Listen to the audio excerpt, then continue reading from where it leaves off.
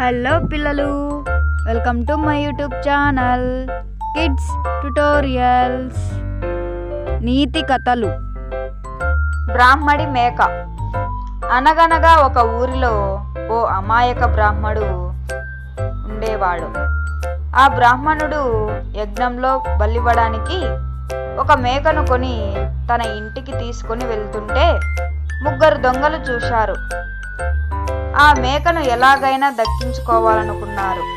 ముగ్గురు కలిసి ఒక పన్నాగం వెళ్ళారు. ఆ బ్రాహ్మడికి కనిపించకుండా ముగ్గురు 3 చోట్లకెళ్ళి నిలబడ్డారు. మొదటి దొంగ బ్రాహ్మడు దగ్గర పడుతుంటే చూసి ఎదురొచ్చాడు. వచ్చి, ఆచార్య, ఈ కుక్కను ఎక్కడికి తీసుకెళ్తున్నారు అని అడిగాడు. బ్రాహ్మణుడు, మూర్ఖుడా, ఇది కుక్క కాదు, మేక అని జవాబిచ్చాడు. మేకను పట్టుకొని కుక్కంటాడేమిటి అని ఆలోచిస్తూ తన దారిన కొనసాగాడు. కొంత దూరం వెళ్ళాక రెండో దొంగ ఎదురై చాలా వినయమున్నట్టు నమస్కరించాడు. ఓ బ్రాహ్మణ, ఎందుకు కుక్కను మోసుకెళ్తున్నావు అని అడిగాడు. బ్రాహ్మణుడు చాలా ఆశ్చర్యపోయాడు. మేకను భుజాల మించి చూసుకున్నాడు.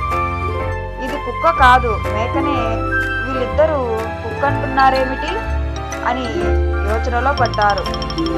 దీర్ఘంగా ఆలోచిస్తూ మేకను మళ్ళీ భుజాల మీదకు ఎక్కించుకొని తన దారిన నడవడం మొదలుపెట్టాడు. కొంచెం దూరం వెళ్ళాక మూడో దొంగ ఎదురయ్యాడు. అపచారం, అపచారం, ఈ నీచమైన కుక్కను మీరు మోయడమేమిటి? మీరు అశుద్ధమైపోయారు అన్నాడా దొంగ.